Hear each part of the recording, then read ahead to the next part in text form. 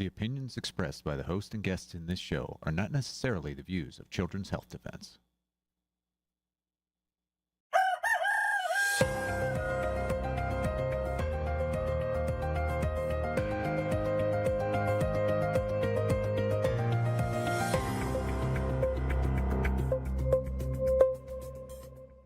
Bobby, autism, if I could, I don't want to go too long because we have a lot of people, but the autism is such a tremendous horror show, what's happening in our country and some other countries, but mostly our country. How are you doing on that? We are doing very well. We will have announcements as promised in September.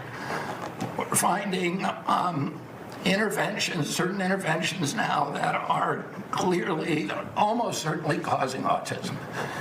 And we're going to be able to address those in September.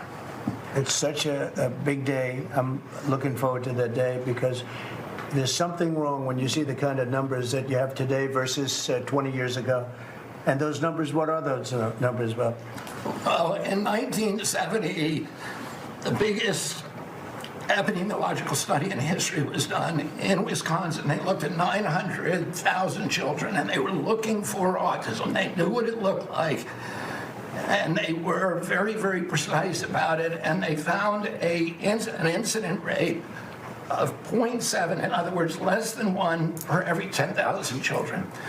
Today, our most recent numbers are 1 in every 31 kids. It's probably actually much worse than that because California, which has the best collection system, is reporting 1 out of every 19 children, now American children, as autism, 1 in every 12.5 boys. So it's gone from less than 1 in 10,000 in 1970 to 1 in 12.5 boys. Think of those numbers. So there has to be something artificially causing this, meaning a drug or something. And I know you're looking very strongly at different things, and I hope you can come out with that as soon as possible. Good morning, CHD. It is Wednesday, the 27th of August, 2025. That clip was from yesterday. So it's breaking news that Robert F. Kennedy Jr., HHS Secretary, has said that there will be news on what it is that's causing autism in September, which is Monday onwards. So we at CHD TV will be reporting on this, bringing you interviews and people's opinions on what it is that Bobby's found. And I know, Robert F. Kennedy Jr., Bobby, that you will do the right thing because we, the people, have spoken around the world with many, many, many stories. We all have the same story over and over again. Our children were perfectly fine before they had a vaccine, and then they had a diagnosis of autism, which really the true term for that is vaccine injury, as we all know. Not to mention the great many that have died following vaccinations. Well, now, listen, we will keep you updated on that. But now we're going to go to a breaking news story live from Hawaii with Nurse Angela and a family who really do need our help and prayers. Good morning to you all. Good morning. Good morning. Good to see you, Polly. Good to see you both as well, all of you. Right, tell us what's going on. This is a story about Baby Kits. Baby Kits is your 4th baby. He's a boy. And I want to hear it in your words because this is horrific. Our viewers are going to be horrified by this. So should we start about when you went? How was your pregnancy? Let's start with that. How was your pregnancy? Pregnancy was pretty quiet and uneventful. I mean, we took the time to we were just hanging out with our children in the jungle of Hawaii. We lived on the Big Island, and we had a really slow life of just going on long walks and eating really healthy. Like I would make her the same menu every day throughout the day to make sure the baby was like well fed, and he was really responsive in the womb. We would squeeze his belly twice, he would kick back twice every time. And my 17-year-old wouldn't even let me lift a finger around the house. She would do all the dishes. I would come home anytime I would go anywhere, or even just out for our walk. We'd come back and my bed would be made, the house would be clean. Like, it was the most peaceful, everybody was so excited. It was picturesque. Yeah. And then overnight, everything switched into a nightmare, and we've been living in that for the last 8 months straight. Okay, so this is breaking. We're live with you in Hawaii. We just want everyone to know this. And this happened 8 months ago. So your baby Kits is 8 months old today. Mm-hmm. So let's go back. So how was your birth? So one day I got up and I just didn't feel him moving as much. And he usually had a pretty good rhythm with his movement. And in retrospect, I really think that he was just up all night. And so I think he had been moving, because at nighttime when we would lay down, he would just go wild it was like always he was trying to get out of my belly and get to him. And he would like try to push into him when I would lay down at night and try to cuddle him. And I really think he was just up all night. And so when I got up that morning and he just wasn't as active. And of course I don't know, I just had this, like, you just overly, you're cautious when you have a baby that's on a normal rhythm, and then you can't feel him moving. And then we kept trying to move him and we just couldn't get movement. And it went on throughout the morning and then into the early afternoon. And we just were poking and prodding and moving and going on a drive. He just didn't want to like do anything. And so we went to the hospital. We decided to go into the emergency room, and on the Big Island, we were on the Hilo side. So we went to Hilo Hospital. Yeah. And I mean, on this island, prenatal care is kind of a joke. It takes 6 months just to get into a first visit with a prenatal provider. And pregnancy is only 9 months long. So. Yeah. Yeah. So it was one of those things where you're kind of in this situation. After I had him, they told me, you should go ahead and sign up with our birth practice so that in the future, when you get pregnant again, or if you get pregnant again, the waiting list will be shorter. It'll only be 3 or 4 months to see somebody. I was kind of floored when they said that to me. So you did not have, Sam, you did not have any vaccines while you were pregnant? No. And so, continue, yeah. Yeah, we had been trying to find a midwife that we really liked, and we hadn't found one that we wanted to birth with yet, but we had been seeing midwives, and we knew exactly. We knew how pregnant she was. We knew her fundal height. We were exactly on. He was measuring exactly everything. on, anybody that came and listened to him, he was good. Like, I was healthy, my weight was good, everything was on track. And so they take us in at the hospital immediately, and they find a heartbeat, and we're like, okay, great, he has a heartbeat. They put the monitor on, and we're like, okay, this is awesome. And it was a good heartbeat. Yeah, and it was strong. It was good. And then they said that they wanted to do a biophysical profile, and when they did the biophysical profile, they sent a gentleman in who. He quite literally said to us, I don't really know what they want me to do. I'm not sure what she wants me to do. And he wouldn't I said, can I this is a technician who had never done it before. But wait, I don't even know what it is. What is that profile thing you're talking about?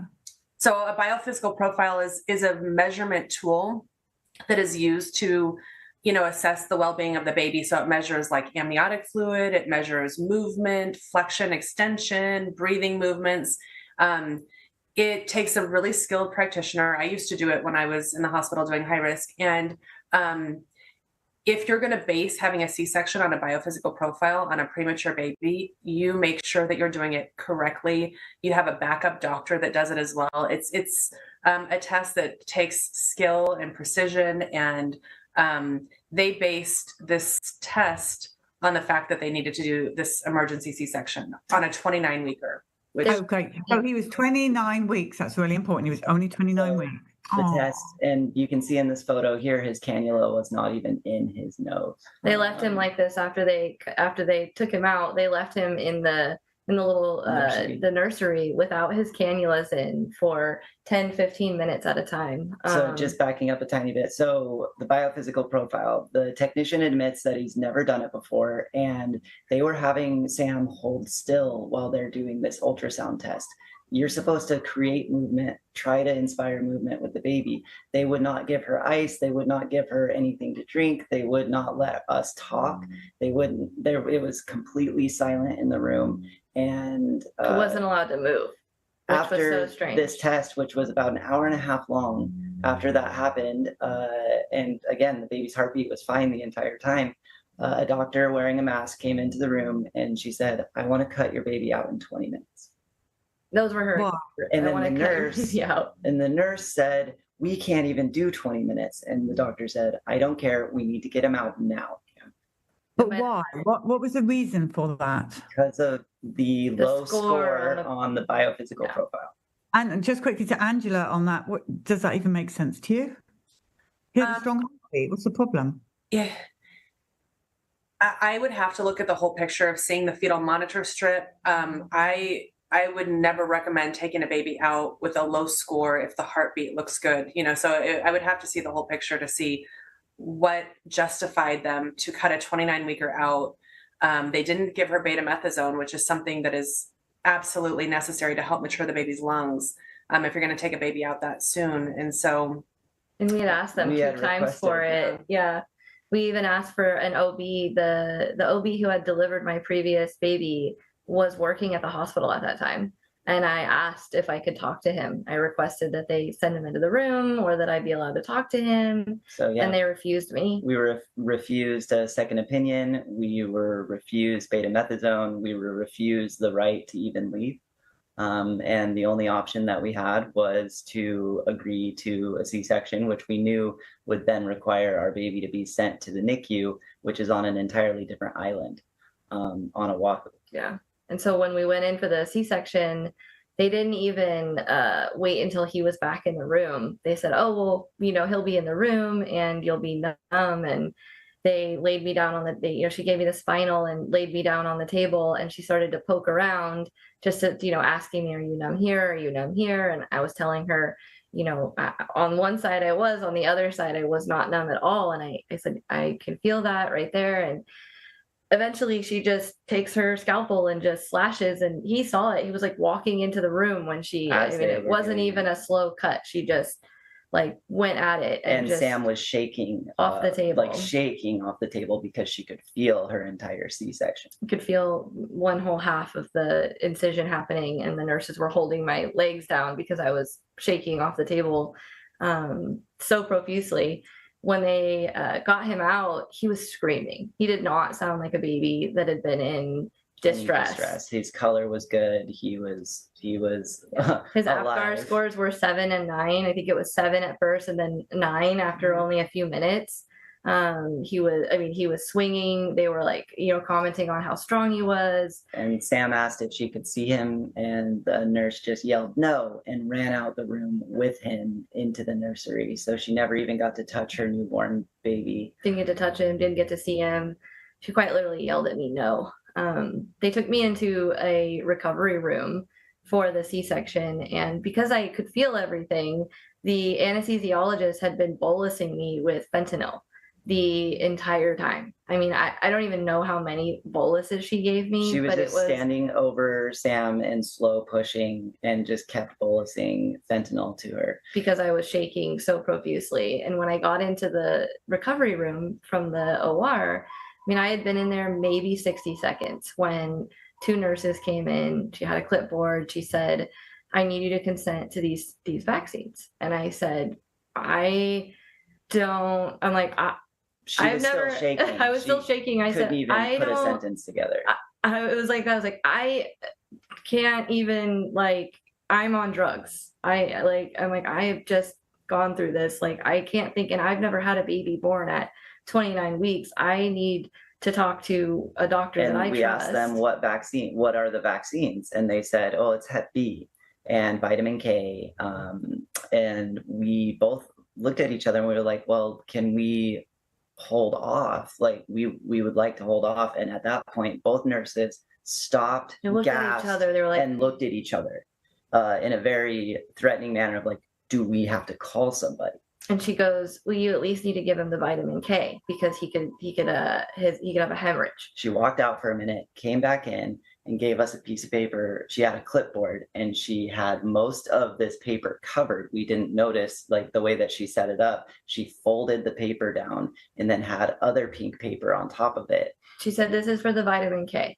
And I remember looking at him I didn't want to give him anything without talking to a doctor or somebody, just having the time to even read what happens with a baby that age and how they tolerate things like that. And also, sorry to interrupt, but this is really important. How much did he weigh? 2 pounds 6 ounces, 2 pounds 7 ounces. I'm sorry. So I'm just going to go to Angela for a second. Are you allowed to vaccinate a baby with Hep B at 2.6? 2 pounds. When you look on the CDC guidelines, as well as American Academy of Pediatrics, You are not supposed to vaccinate a baby less than 4.4 pounds with Hep B. You're supposed to wait a month and or a discharge. And so this baby was 2.7 pounds, 2.6 pounds, and was given 2 doses of the HBIG and Hep B within minutes of birth. Within minutes, within So 5. he was, so you declined, and they gave it anyway. I gave it a- And Angela, I need you to explain. He had 2 doses. He had Hep B and this HBIG. Explain what that is for our viewers, please. Yeah, so what their probable justification was that they marked her as, unknown prenatal care. This is a woman who was seeing midwives. She's had other babies. She had other previous babies in this hospital. And so the hospital knew her Hep B status because she had delivered other babies, and she declined it. Parents have the right to decline. And this is not a mom that's Hep B positive. So I know hospitals do that in circumstances where the mom is Hep B positive to protect the baby from getting it.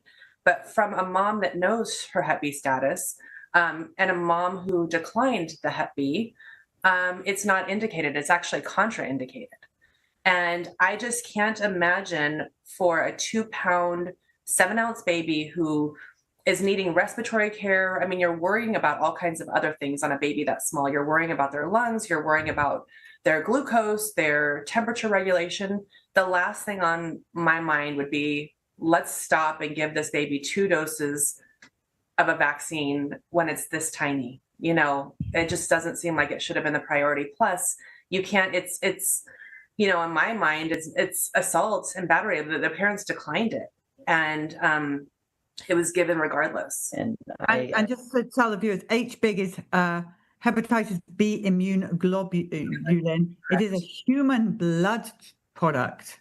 So anybody's blood could be infected or in that, right? Sam sent me into the nursery. She's like, "You've got to go be with him." And I went into the nursery, and they had already administered the vaccines, but they hadn't even put oxygen on him yet.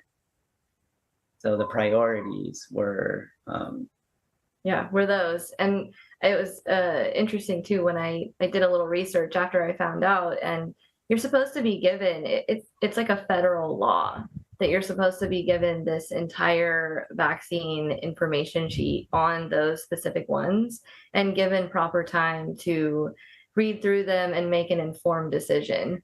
And I most certainly, there's no way I could have been given that and had the time to do that within 5 minutes of his birth. Plus you were drugged. And I was on so many things. I mean, I was so out of it. And I told them that, like, I'm on so many drugs right now. I can't even think straight. Like it's not possible. And they just, she told me, "Oh, this is just the vitamin K." They made it sound like, you're a horrible, horrible parent if you don't at least give him this vitamin K. So sign this, we'll move along. And then when we were being discharged, they handed me the vaccine card. And I looked at it and I saw that it had not 1, but 2. And I was floored. And I said to the nurse, who administered these? And she said, I don't know. I wasn't here. And I can't give you the name. And I said, you know who administered them.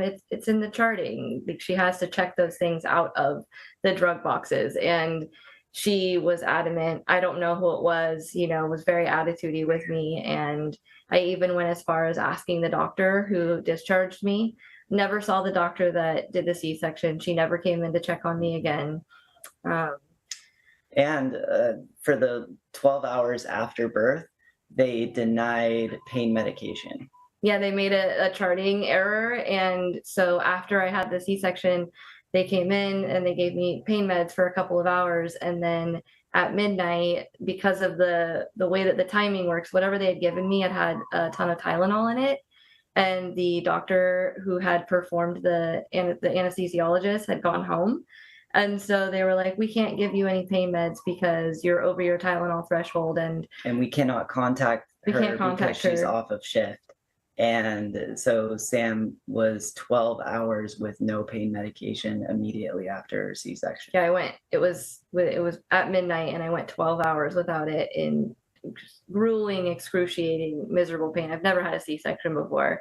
And I was one of the most painful experiences of my life. And the wild thing about all of this is Kit is remarkably strong, and because of the events that set off for him, he is still in the hospital. With a tracheostomy. He has a tracheostomy at this point, and he has experienced a slew of medical abuses and literal malpractices that happened by way of intention at the hospital that he was sent to. It was a very systematic pattern of abuse that we have discovered, that this is normal for babies to be sent to this hospital in this fashion so that they can then be essentially milked by the system for their state insurance, and just keeping them sick or dead. You know, what's surprising to me, Polly, is it was like a couple of weeks ago, you know, he was on a ventilator, and he's, you know, fighting for his life. He's just the sweetest little boy, but they were coming into the room with this piece of paper like 3 times asking them to consent to 9 more vaccines while he's in the hospital. 5 days post-op from his tracheostomy. Yeah. And this boy has never left the hospital. They're wanting to give him 9 vaccines. And they called me asking, do we sign this? And I said, just don't even sign it. Like, don't consent to it. Don't sign it. It's just a way of coercion and to make them feel like bad parents, that they have to sign this form, that they're refusing these 9 vaccines. And if they refuse, that their baby could die. I would think the priority is keeping him alive and getting him healthy and getting him off the ventilator settings. He's not even in school. He's not out of the hospital. He's not in daycare. Why are you so worried about giving him these 9 vaccines? Yeah, and by signing that said form, it says on the form that you are knowingly endangering your child by delaying vaccination. And the doctor that recommended all 9 in the same dosing also the same day was heard right outside of our door saying, after 2 beers and a glass of wine is when I do dumb things on the internet. This is the man that had just, for 2 days in a row, come into our room, given us this form, heavy-handedly suggesting that we give him 9 vaccines at once, 5 days post tracheostomy, and that if not, you need to sign this paper that says I'm knowingly endangering my child's life. It's just. What did you mean by They gave the baby the wrong breast milk. There's just been so many errors, and it just goes to show, like, people need advocates when they go into the hospital. You even though you advocate for yourself, I do not want this for my baby, it still ends up happening. And so at one point we were actually removed from the hospital by security under the direction of the NICU administrator for obstructing care, because we asked for a doctor to come when our son was having a seizure. It's been a nightmare. So you advocate and you get. Okay, let's just wind back a bit. So he's born. They've given him the vitamin K, Hep B. We now understand. Then what's his health like after he's had those shots? Because we're 8 months now, and he's never left the hospital. It's been pretty. 17 days into his hospitalization, he was at 26% oxygen just on nasal cannula. He was. Everybody was telling us, oh, he's going to go home in about 4 to 5 weeks. We can't give you an exact time, but he's doing awesome. And then a nurse broke protocol and wanted to put him back into his isolette. Mom was holding him. She wanted to put him back, and it was shift change. So she wanted to do it quick.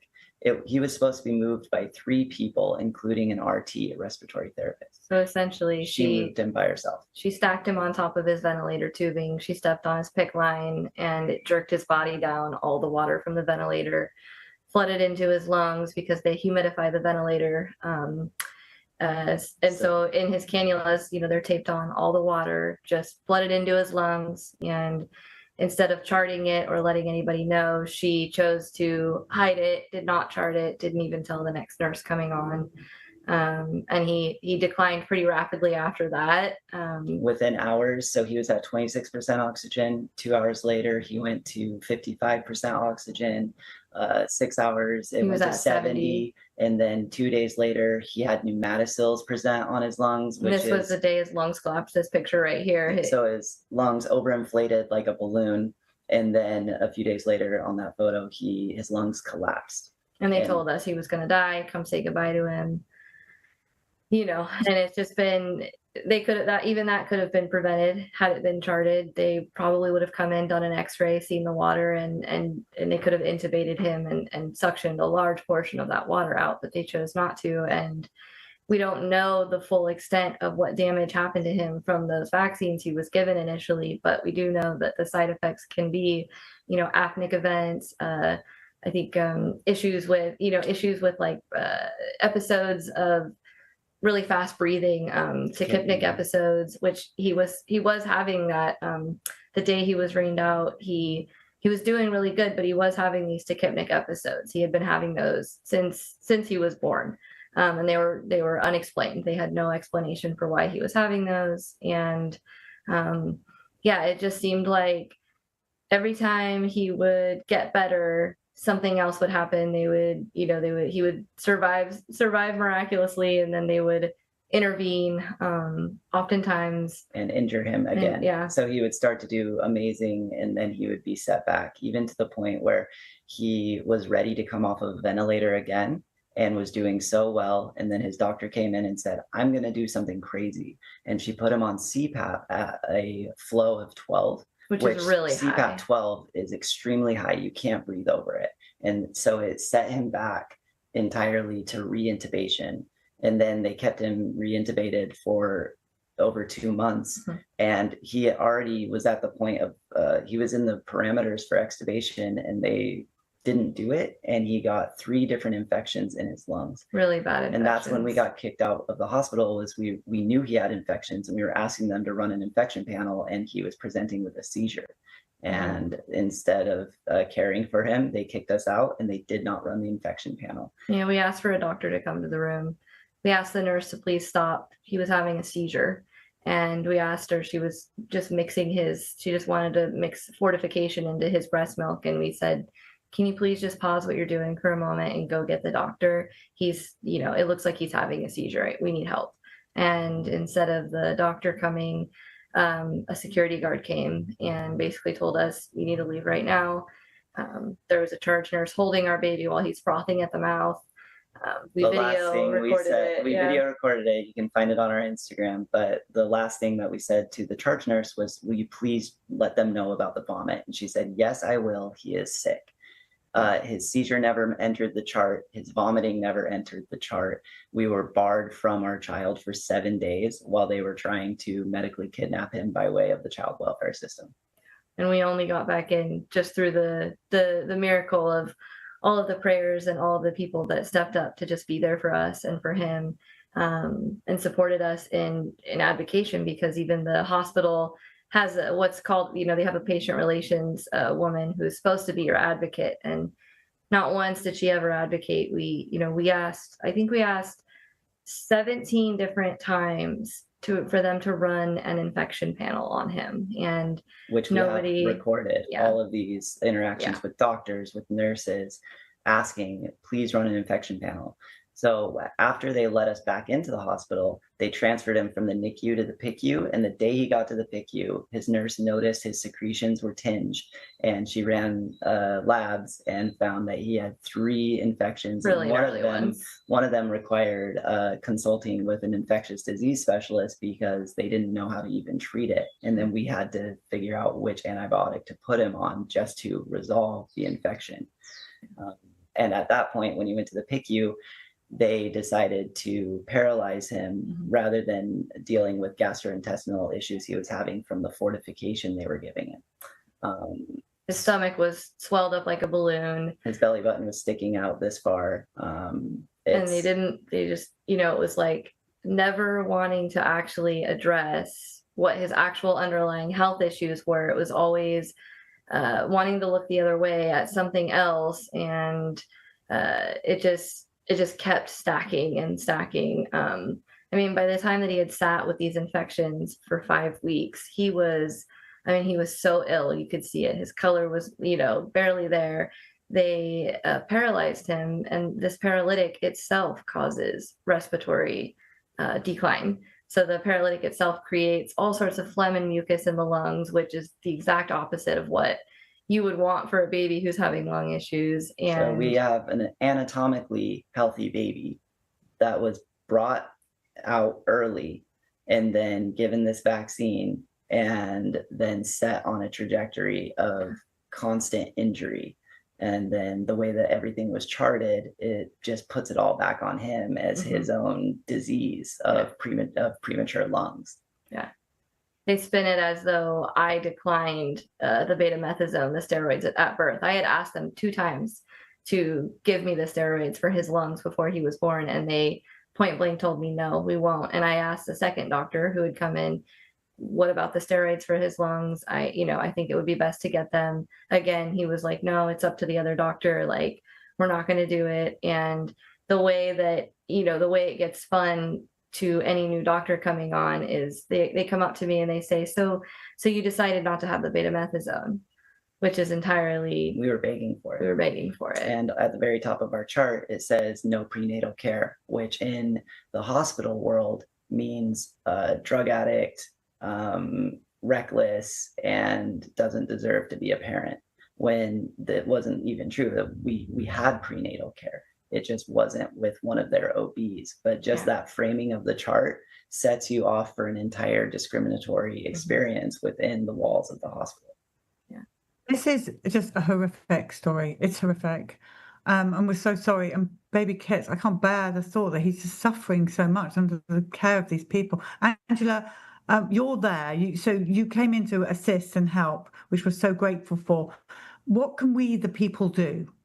Because we've got to get that baby out and into doctors in our movement that will love and care and try and make that baby better. I fear for what they might do to baby Kits. So the best thing to do is to help this family and kid is to donate to their GoFundMe, because there's a long road ahead.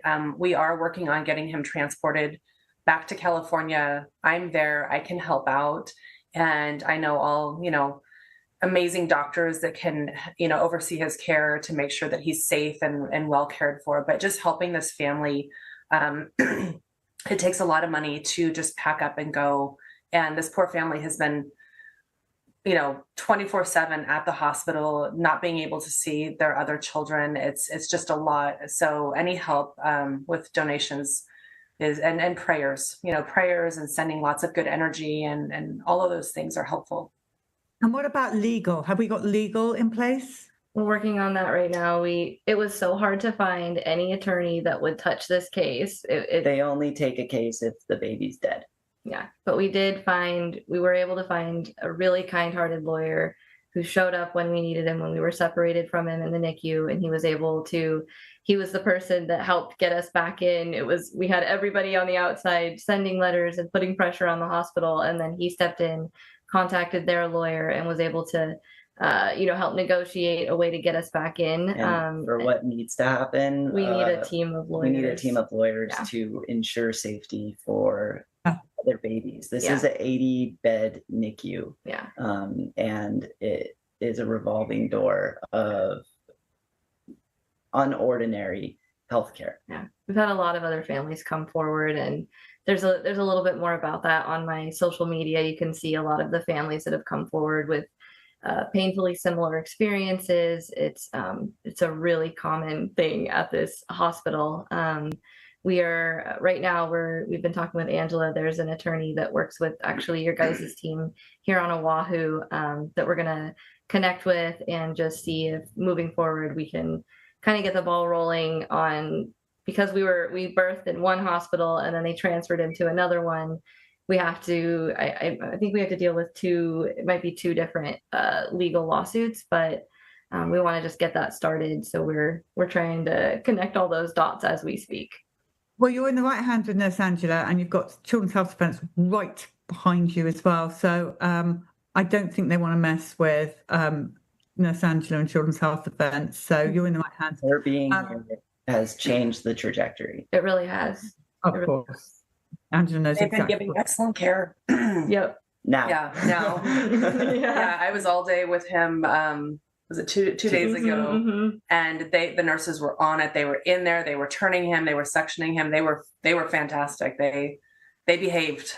Yep. We came in and his door was closed, and it was, we both were like, wait, what's going on here? And we had to transfer him already once to another NICU on island just to get him out of the first situation. And we brought him over to another NICU where it hasn't been.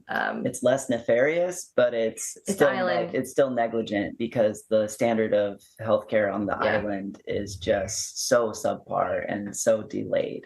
He got staph infection right after he had his surgeries. They used scissors that were just floating around his room to snip his surgical sutures from the G-tube T-clamps. And they let a training surgeon try to snip him, and he poked around Kit's belly for 2 minutes and never even made a cut on the clamps, and then nervously handed the scissors back to the other doctor. And we knew, we even mentioned to our nurse afterwards, that was not sanitary. And then a week later, he has a staph infection around his G-tube. His eye was another. They do ROP eye exams on the preterm infants, which are needed for babies when they're on high forms of oxygen. The retina can detach from the back of the eye, and it's entirely understandable. I went through the experience with my first daughter who was in the NICU, and when she had it done, the experience that I witnessed in that situation was, yes, it was hard for her, but the way they went about it was very respectful to my child's life. It wasn't this traumatic, miserable experience for her. It was tough, but they were very caring in the way that they executed it. In this situation, it was unsanitary, it was unstable. Kit had 5 of these eye exams where they open the eye with a speculum and then put a metal rod into the side of the eye and look behind the eyeball. But they don't properly sedate, they don't properly prepare the baby, and they withhold their feeds because most babies vomit from the trauma that's induced from this. So that big bump you see on his eye, they called it a sty when it popped up. But what happened was they did his eye exam and they ripped into the bottom of his left eye? His left eye. Yeah, right into the bottom of his left eye. And when we stepped over to the isolette, because we were in the corner of the room, they wouldn't let me be right next to him for this particular eye exam. I could see there was blood that had dripped out because they had ripped. You could see the swelling on the inside of the eyelid, and the nurse was just blotting it up, and his eyes they looked like black eyes. He had 2 like totally purple, like bruised eyes. And that injury, it's 3 months later, and that injury is still visible on his left eye. They did 3 or 4, was it 4 more eye exams after that? Mm-hmm. They did 4 more eye exams after that on top of the injury. And it was this gigantic, huge, swollen, pus-filled sty that eventually popped and drained like white and green pus all over. It came out of his eye and from the front, and they still continued to do these eye exams. All of that said, Kit never deserved any of this. Mm-hmm. He doesn't deserve any of this. He's an innocent, beautiful baby that has just been obliterated, and we have to do so much to resolve that and give him a beautiful life after the fact. Give him a whole slew of therapies with real medical professionals that can offer him healing and just love him tremendously. And so the hope right now is to get him to California, where he can be seen by a whole different team of people that are at a higher level of, a higher standard of care. Yeah. We want to get him to California, where he has Angela, a lot of different medical professionals that are in the realm of people that we know their character and that we know will take care of him and take care of us and their results. Yeah, and just bridge him into at least stability, because with a tracheostomy and a G-tube, that alone is that's going to be a huge setback for him, speech wise, everything. Not to mention just the trauma that he's endured. No, it's actually abuse at the highest level. And as far as I'm concerned, I'm just so sorry for baby Kits, and sorry for you all. But you are in good hands with Nurse Angela, and our people, the people watching now, will share this and get it out. And so people will contact Nurse Angela like they always do in our movement, and we will get this fixed. Please do come back on and keep us updated on CHDTV, please, because I know everybody's going to be concerned and praying for you. And again, just give us one last time your Instagram where we can follow you.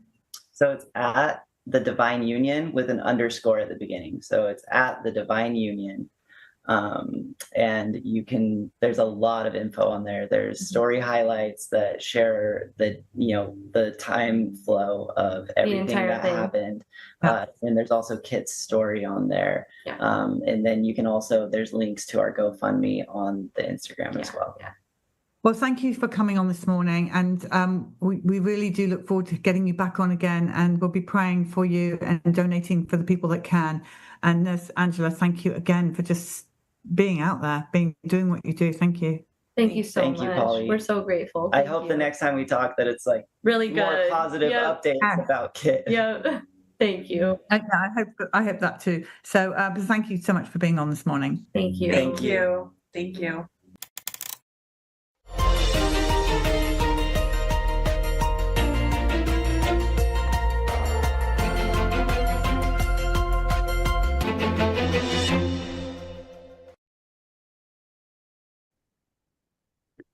Hello, my name is Dawn Richardson, and welcome to Advocacy Lifeline. You're live here on CHD TV. Thank you so much for joining us today. The purpose of this show is to help empower you, our viewers, to use your voice to affect change in law, policy, and public opinion through education and action for issues that are important to you and your family.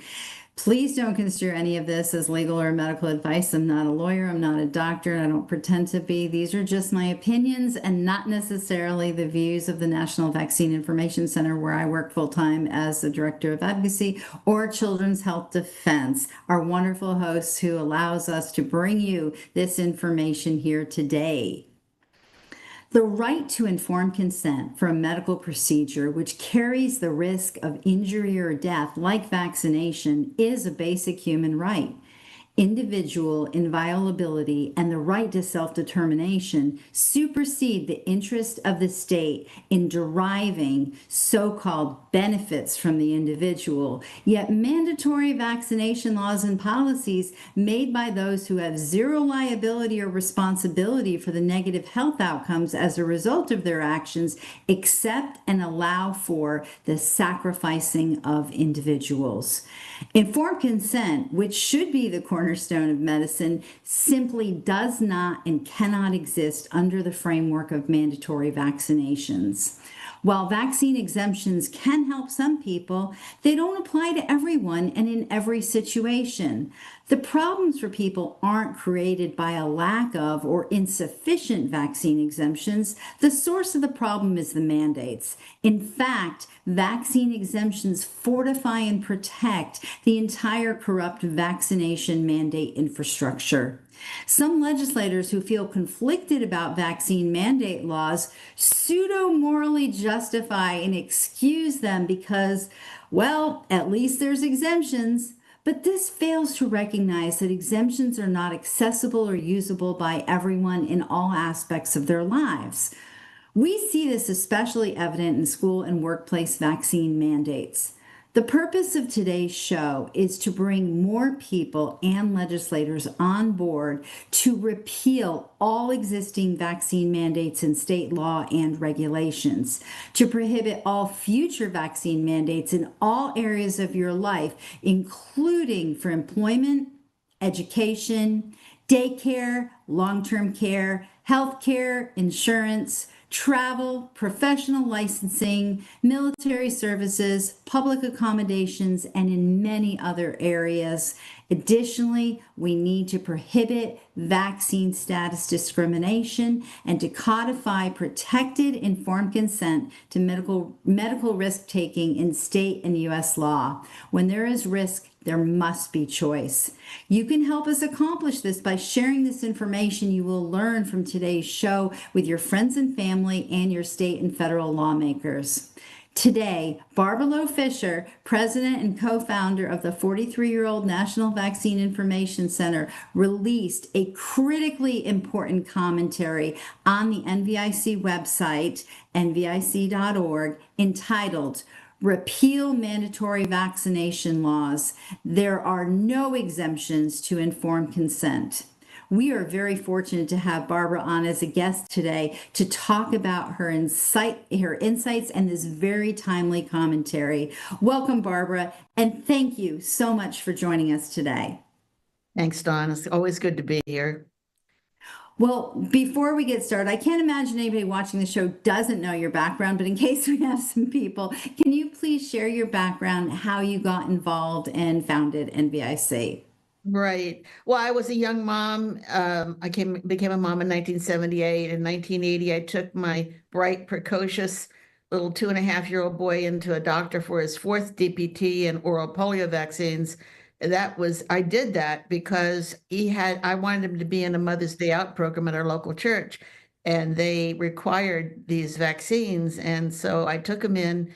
Within hours of that shot, I witnessed a convulsion, collapse, shock, and what I now know was an encephalopathy, a brain inflammation within hours of his shot. To make a long story short, he regressed physically, mentally, and emotionally after that shot, became a totally different child.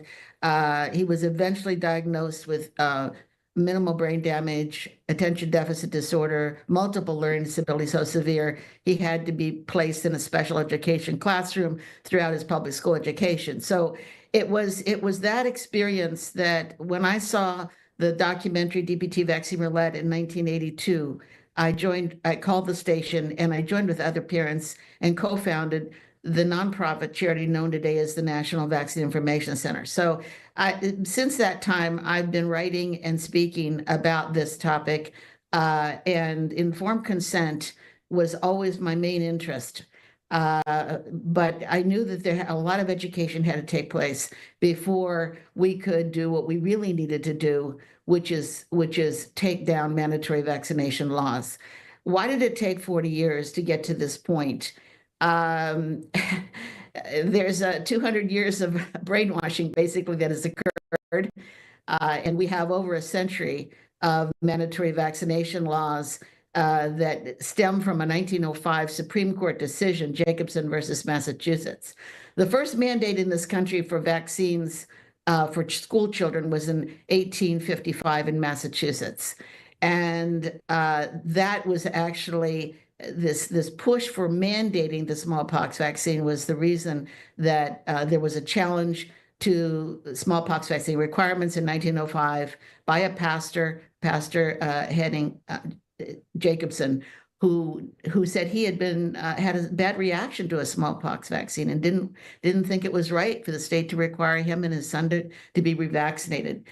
To make a long story short on that decision, that is a seminal Supreme Court decision that basically codified mandatory vaccination in U.S. law. The argument that was made was that under the Constitution, the state legislatures have the police power to mandate smallpox vaccine or vaccines.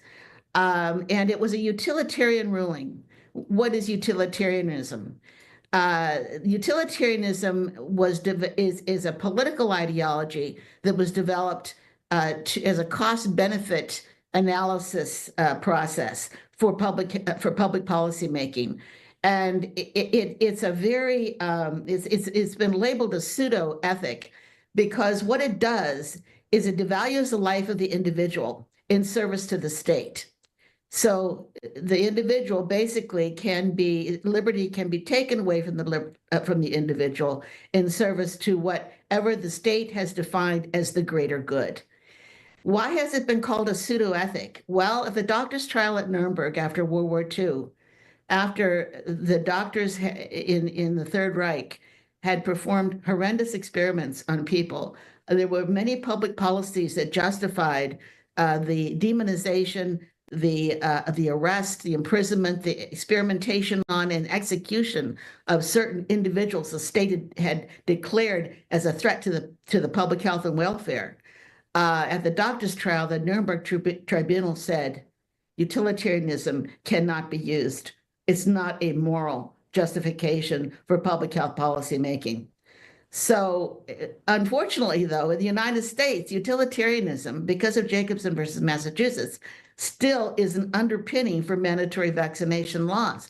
And in the past century, every time someone has gone, not every time, but most of the time, when there have been court cases challenging the religious exemption, a denial of religious exemption to vaccination, for example, It has been struck down based on the utilitarian ruling in Jacobson. So why did I decide that it was time to call for a repeal and prohibition on mandatory vaccination laws? Because honestly, the experience that we had in the last 5 years in the COVID pandemic, the response by government, the response by the medical community, the oppression that we were subjected to was so severe. And a lot of it had to do with trying to force COVID vaccine mandates. I felt that it was time that people had experienced this, and it was time to call for a repeal of these mandates, because the trajectory that we're on, there are many, many vaccines being developed. And every time a vaccine is developed, particularly if it can be used by children, it's automatically put into the mandatory list for school attendance. Almost every vaccine that the I call them chemical companies, have produced in the last 75 years has been slipped into the mandatory vaccination schedule. And of course, we saw during the COVID response that the federal government got involved and tried to did mandate the COVID biological for all federal workers. The Supreme Court upheld that mandate for healthcare workers. And it was an experience that really, to me, was a warning to us that we needed to repeal mandatory vaccination laws, allow vaccines to be subject to the law of supply and demand in the marketplace. That is, those vaccines that the people consider to be safe, necessary, and effective will be used. Those vaccines that the people consider to be unsafe, unnecessary, and ineffective will not be used. That's the way it should be. And the product should be subject to liability, like any other product that is sold in the marketplace. There shouldn't be a carve out for vaccines. And so I think that the message is there are no exemptions to informed consent to medical risk taking. And these exemptions to medical and religious simply prop up these immoral mandatory vaccination laws that basically sacrifice individuals in service to the state.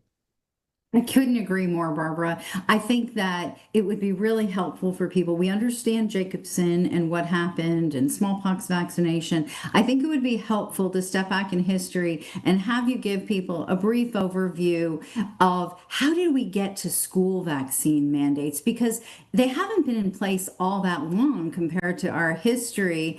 And can you share a little bit about that? Yeah, I talked about that in DPT, A Shot in the Dark, which was published in 1985. That was the first edition of that book. And what happened was, again, the mandate started with smallpox vaccine.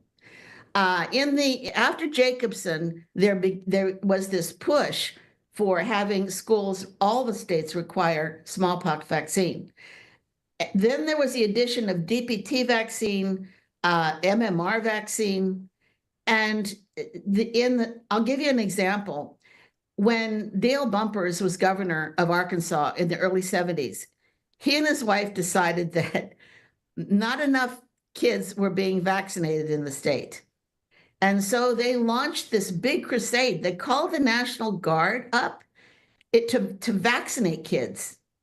It was a political tool, really. It was an organizing tool. When Jimmy Carter got into the presidency in 1976, the Bumpers and the Carters were very good friends. And Dale Bumpers and Betty Bumpers said to Jimmy and Rosalind, you should do for the nation what we did in Arkansas. Get all the kids vaccinated. Make sure that these requirements are there in the schools for school attendance. That was the late 70s. My son was born in 78. And I know in retrospect, in 1980, the daycare programs, the Mother's Day Out programs, they were starting to follow this call for all these kids have to get vaccinated in order to go to a Mother's Day Out program, are going to go to school. So there was a big no shots, no school campaign that happened in the 70s and 80s. And certainly after there were measles outbreaks in 89 to 90, that's when they really started to push for school mandates and daycare mandates. And I was sitting on the National Vaccine Advisory Committee as a consumer member when those outbreaks occurred in the late 80s, early 90s. They were giving kids 1 dose of MMR vaccine. They decided to add a second dose and said, well, 1 dose doesn't do it. We got to give kids 2 doses of MMR vaccine. That went right into the mandatory schedule. So the situation is, in the last 50 years, every time a company produces a vaccine for children, the ACIP committee at the CDC that makes national policy says all the kids need to get this vaccine. That's a signal to the states. All kids need to get the vaccine in order to go to daycare and school. So there is this very, very strong, powerful system that has been set up that actually the federal government gives financial incentives to the states to have very high vaccination rates with all CDC recommended vaccines. So I believe the conversation needs to start that these exemptions, the medical exemption is the definition of a medical exemption is set by the CDC and the American Academy of Pediatrics. The American Academy of Pediatrics and the CDC have narrowed the reasons for why you should get a medical exemption so much that nothing qualifies, almost nothing qualifies for a medical exemption. So you can forget that exemption. Religious exemption, if you look at the laws in the states, you have states that require you to belong to a church or have a religion, belong to a religion or follow a religion that has a tenet opposing vaccination. Literally no major religion was created before Jenner came up with smallpox vaccine in the 18th century. All these religions predate vaccination. So of course there are no tenets opposing vaccination of major religions. Or the states will say, you have to prove the sincerity of your religious beliefs. You have to demonstrate, be interrogated, and demonstrate how sincere you are about your religious beliefs. Exemptions are they're a masquerade. It is bogus. They're not real.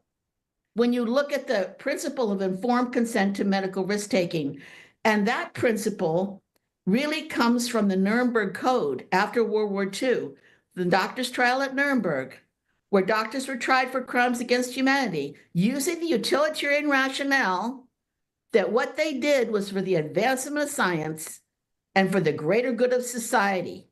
Utilitarianism was their defense. And the tribunal said no.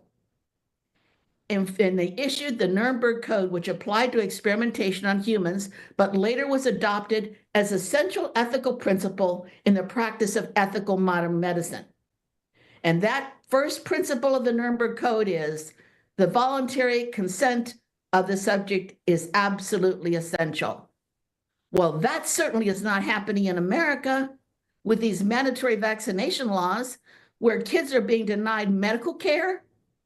If the parent won't agree to all the vaccines, go on NVIC's Cry for Vaccine Freedom Wall, which we linked to in the commentary I wrote.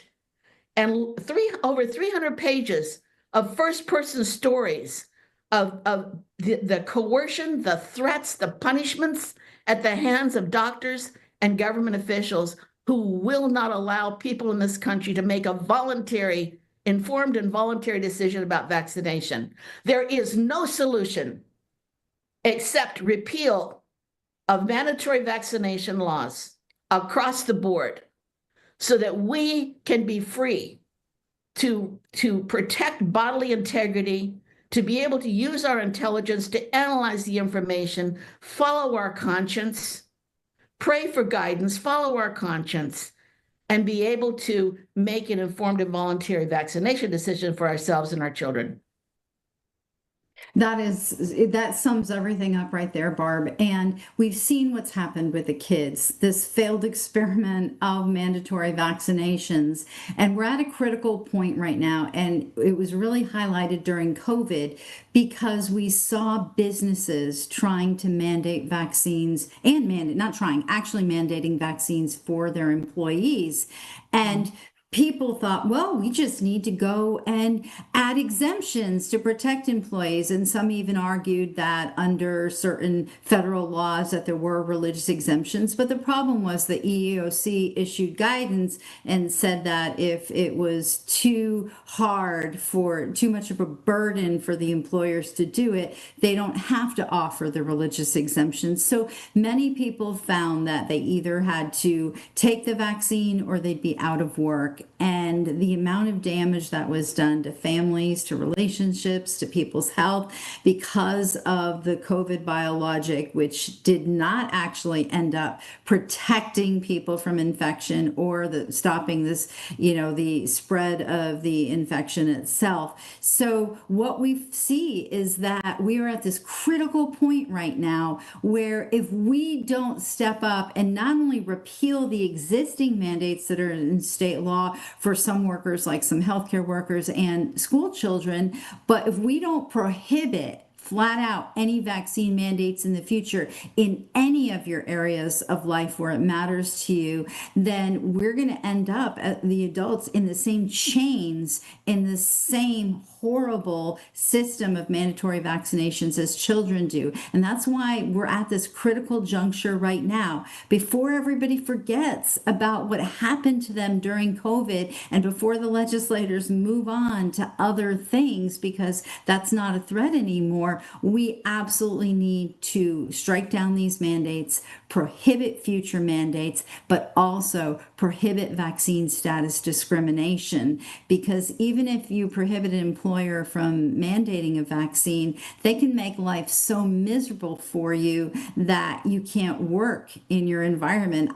We've seen horrible situations right after some of the Biden mandate executive orders were announced. We saw a bank in Florida that separated employees by floor based on their vaccination status. We saw people having to work out of a janitor closet, just absolutely horrible treatment of people. And with a situation like that, even if you're prohibiting the mandates, people can't live. And so you have to stop the discrimination as well.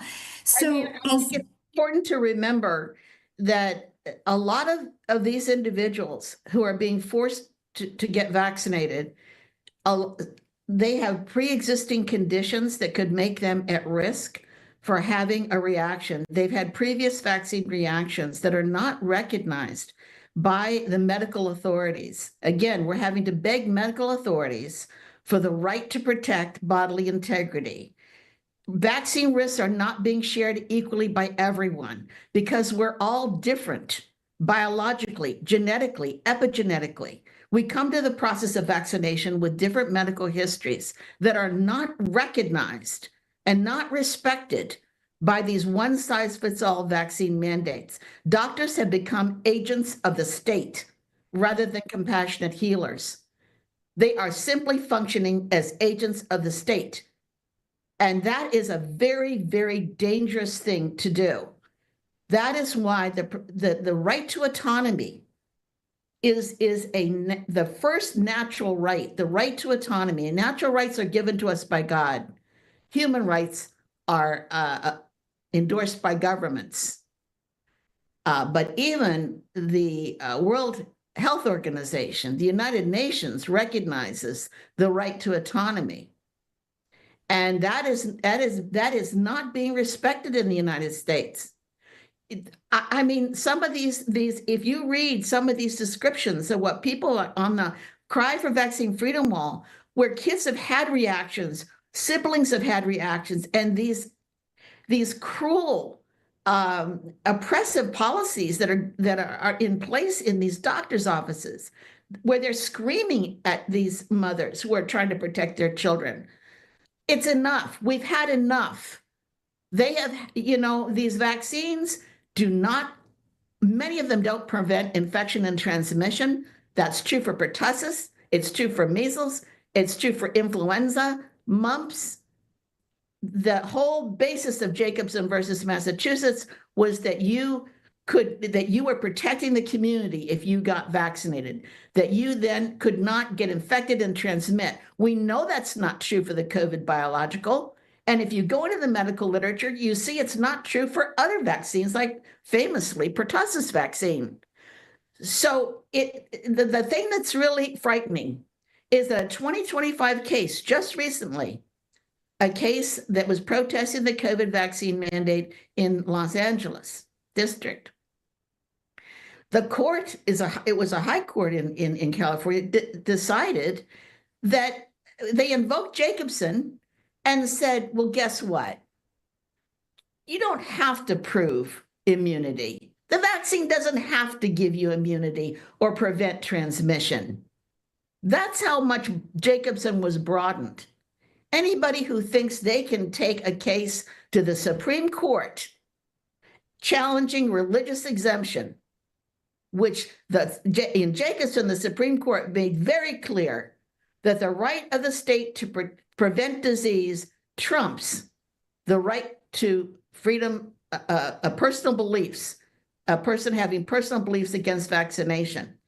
The only thing they mentioned was medical exemption. But again, the medical exemption is defined by the medical authorities. And they don't want anything to qualify for a medical exemption. So you know what, Don?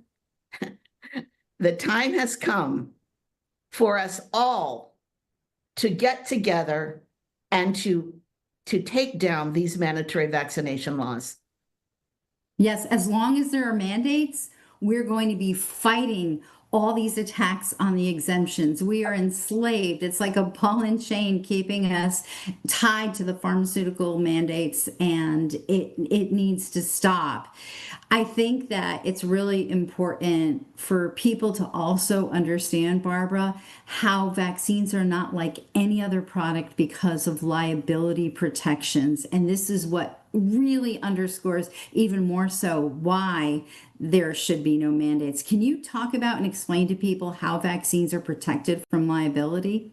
Right. In the early 80s, I and other parents worked with Congress on the National Childhood Vaccine Injury Act of 1986. The terms that we gave for being involved in that process was that the companies would not be totally protected from liability, and neither would the doctors. That was the deal. When that law was passed signed into law by President Reagan, the doctors still had medical malpractice liability. The vaccine companies still had liability for product design defect. Failure to warn was shifted over to the CDC. The vaccine information statements were supposed to be a substitute for the company's warning, but they still were liable. However, in 1987, in an omnibus budget bill, an amendment was made in the dead of night with nobody knowing about it. That was the medical trade groups. And they took away the liability for the doctors for medical malpractice. The second thing that happened was in 2011, the Supreme Court sided with pharma and medical trade and government and said, the Congress really meant that there should be no liability whatsoever for these chemical companies. And so they took away product design defect liability.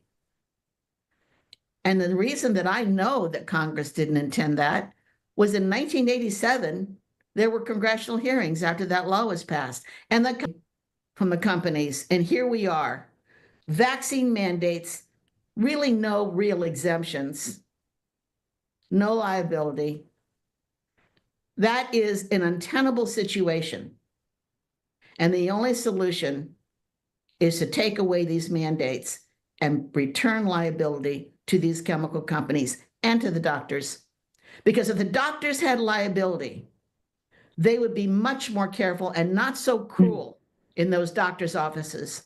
They would err on the side of caution, not become agents, not function as agents of the state. That is a utilitarian rationale that you can sacrifice the life of an individual for the rest. Additionally, adding liability back to the manufacturers will force them to have to make a safer product as well. This Exactly. goes back to what you said in the commentary about by removing the mandates and prohibiting the mandates, it returns us to a free market system. And ironically, that is actually what's needed to make the vaccines safer, because the providers who give them and the companies that make them have no incentive to actually make a safe product. Government should not be in the business of protecting an industry that creates a product that's sold in the marketplace. The profit in 1 year in 2022 for Pfizer on the COVID biological was $100 billion. This public-private business partnership between government and industry has got to end. Every time that the chemical companies make a vaccine, it should not be automatically added to the universal recommendation for every child in order to go to school. No. And where do we make the change? We don't make it in the courts. We don't make it at the federal government. The 10th Amendment makes it clear that what is not defined in the U.S. Constitution as a federal activity is reserved to the states. That power is reserved to the states, and public health was one of those activities. So that's why vaccine laws are state laws, and there are different state laws governing vaccine use in every state, and we need to keep it that way. And we need to go into the state legislatures. We need to elect people to those legislatures that understand this issue and understand why it's so important to get safer vaccines, to have safer vaccine policies. You have to have liability and you have to have choice. And as I said, the vaccines that people consider to be safe, effective, and necessary will be used. And those that they don't consider to be safe, necessary, and effective will not be used. And that's the way it should be. That's absolutely the way it should be. Back in the early 1990s, when I started looking into this because I was pregnant, and I found out that Texas didn't have any kind of real exemptions. It was very restrictive medical and very restrictive religious that made you belong to a recognized or organized religion. You helped me, Barb. You tutored me and gave me counsel, and I worked for 7 years to add a conscientious exemption in the state of Texas. However, that whole time I was also working on something what I called the Immunization Right of Conscience Act, and wrote up a draft that would prohibit mandates, prohibit vaccine status discrimination.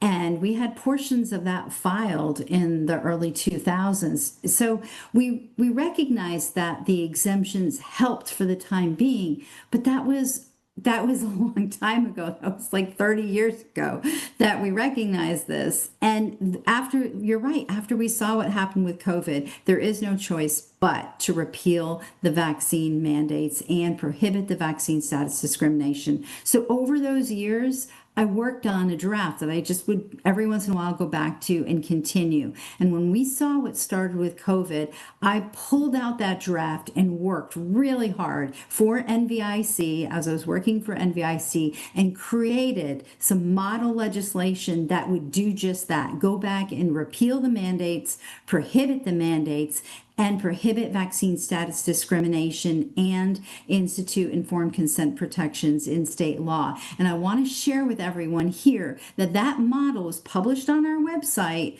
in December of 2020, and it has all the areas. These are, guidance where to go in your state code and be able to how to tailor it for your state, what to do. So we have real solutions that are not only time tested, because many states implemented, more than half the states implemented parts of this after COVID by preventing and prohibiting COVID mandates. But the thing is, now we have to look at all areas of life, and we have to look at the school, and we have to look at children, adults, and everybody. We can't leave anybody out of the equation. We have to prohibit it. So please, if you want to get some ideas for specific language that you can talk to your legislators about, you're going to go to nvicadvocacy.org.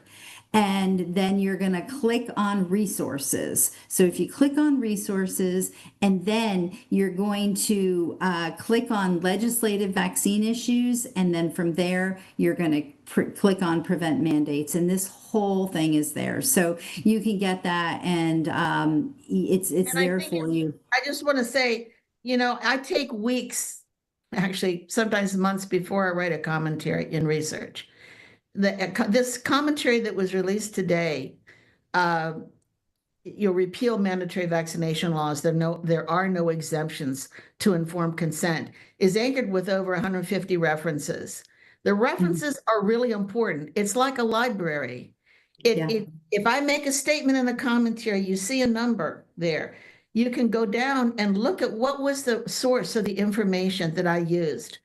And it can educate yourself much more in depth about this issue, so that when you explain it to your legislators or your friends or your family or whoever, you are backgrounded. This is an education process. It's always been about becoming knowledgeable and then being able to articulate what you've learned to other people, so that we can begin this conversation and this movement. Well, it's begun, but widen the movement so people understand how important informed consent is in the laws in this country. I would love to see informed consent codified into the laws of our country. So informed consent to medical risk taking across the board, not just vaccines, but for all products.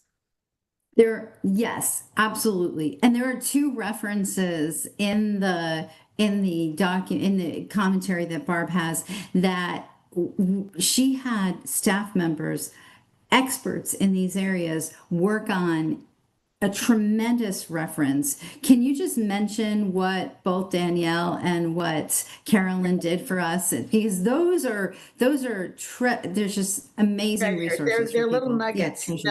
Certainly there's like an 85-page document that a member of the advocacy staff produced, that is a compilation of all the state laws and administrative codes for every state regarding vaccine laws, and an explanation as to what they really mean. It's a remarkable document. The other is a chart that shows the litigation against doctors who tried to give people vaccine exemptions, medical exemptions, and have been prosecuted and sometimes their licenses removed. Certainly a number have had them suspended, but some have had them removed. Then there is Carolyn Handler, who's our legal, she's a lawyer and writes for the Vaccine Reaction newsletter that we have.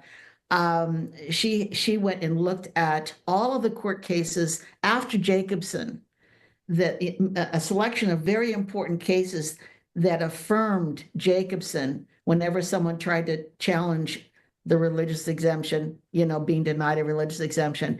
It's really, you can see this breadth of case law that affirms Jacobson, that affirms the right of the state to override individual liberty in order to for public health purposes.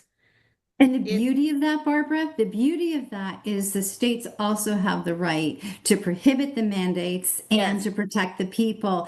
And so that's why we want to change the laws. The courts are there to interpret the laws. We have to give them new, better laws to interpret, to make Jacobson go away. The solution is in laws, not lawsuits. At the state level, because that's where public health law is made primarily. It's not at the federal government level. The federal government has charge of protecting the borders of the United States and interstate commerce. In other words, between the borders of the states. But within the states, it's the state legislature, it's the state law government that basically controls public health.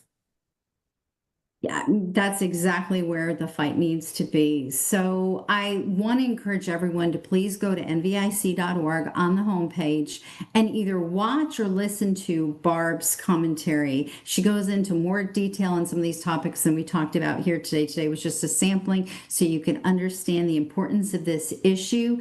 And the title is called Repeal Mandatory Vaccination Laws. There are no exemptions to informed consent.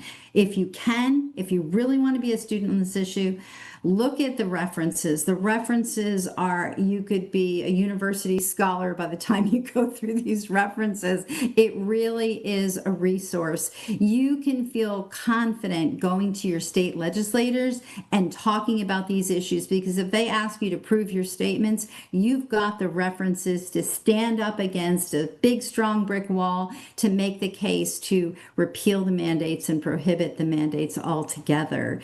So, Barbara, I want to thank you so much for coming on today. We really appreciate everything you've done all these years. You really are a beacon of light in this mess and showing our way forward on how to get out of this mess, not just for us, but for our children and our grandchildren. This is a pivotal point in our country, and we need to stop these mandates.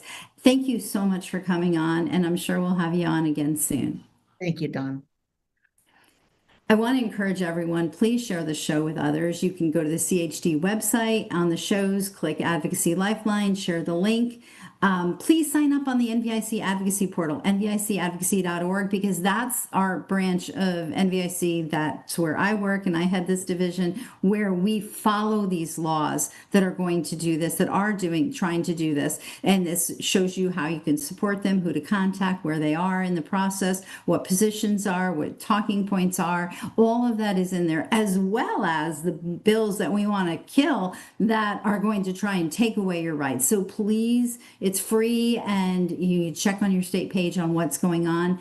It's really important for you to please consider donations to organizations like Children's Health Defense, who host this show, so that we can continue to bring you this wonderful information that you're not going to get other places, and as well to NVIC, so we can continue this work. I want to thank each and every one of you for joining us today and for your work that you've done to support informed consent and stop mandatory vaccination. And we hope that we have so many more people joining this movement as we go forward, especially young families, because they're going to take up this fight. We're on here every 2 weeks on Wednesdays at about 10:30 Eastern Time, 9:30 Central Time, 7:30 Pacific Time. Please join us 2 weeks from today. I want to thank each and every one of you. God bless you. God bless America, and we'll see you next time.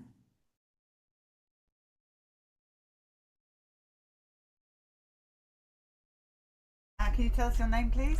Jackie. Jackie, and what do you do for a living? I'm a retired MRI technologist. But you worked during COVID. I did. All right, talk us through what an MRI technologist does and what you saw during COVID. We do advanced to just basic imaging, and we do all different body parts. Cardiac was popular and up and coming. Most of our cardiac patients were older, and very rare that we did young people. And then COVID hit. The COVID shots, and we were seeing, usually in myocarditis, we would see an older 60 or up gentleman, and it was usually negative. But we were seeing in 1 month, I imaged 4 young men in their 20s, range of 20s, and they all had myocarditis, 4 of them in 1 month, which was unheard of. Even the cardiologist, radiologist was trying to figure out, kind of baffled where this was coming from. Did you suspect it was coming from the shot, or you had no idea then either? I had suspicions, but I wasn't sure. I never liked to take the flu shots that they demanded. I didn't take the shots until I was going to lose my job for flu shots. And then you took them? I took 2, and I'm sorry I did. Did you take the COVID shot? No, I did not, and I don't plan ever to take it. Quite right. So why did you retire? Because of what you saw, or because it was No, it was my time. I do believe God took me out just in time before all the mandates. Okay, so anything else you can tell us about your job as a technician?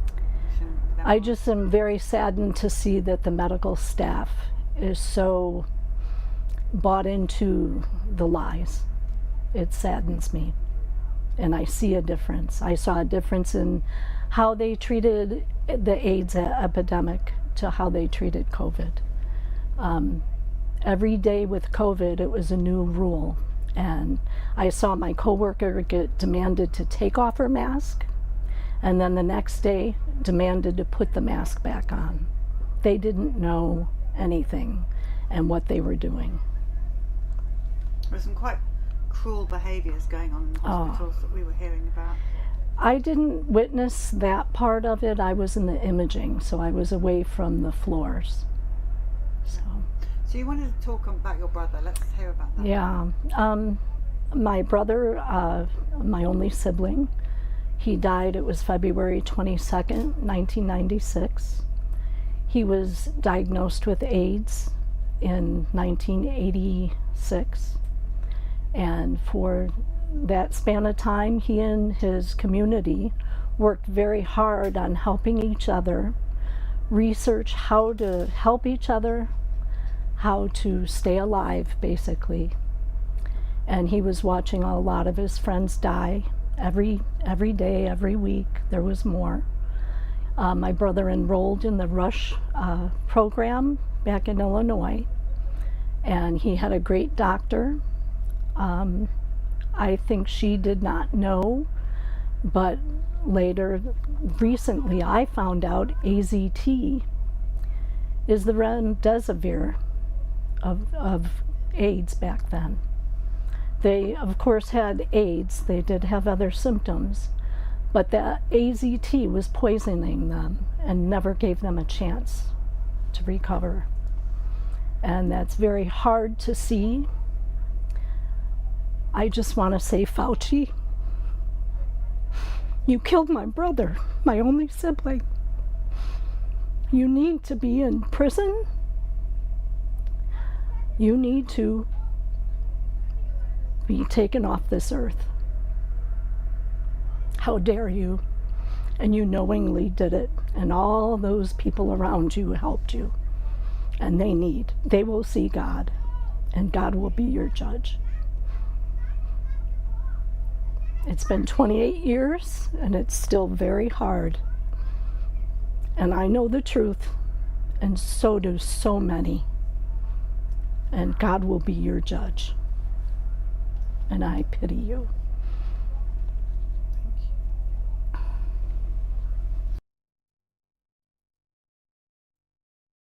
The truth is, vaccine injuries are real and they've been ignored.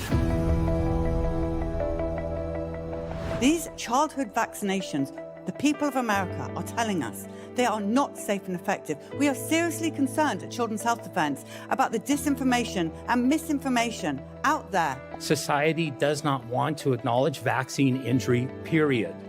My son's life has been ruined physically and emotionally, and he is persecuted for the mere fact that he exists. After 8 years of litigation, HHS conceded by preponderance of the evidence that Chris died from her HPV vaccinations. Parents deserve the truth. We deserve real informed consent, because no parent should have to live the nightmare I do. I am heartbroken to hear these stories, and it makes me want to do something. How about we ban pharmaceutical ads on TV? I've advocated it, and you have a co-sponsor.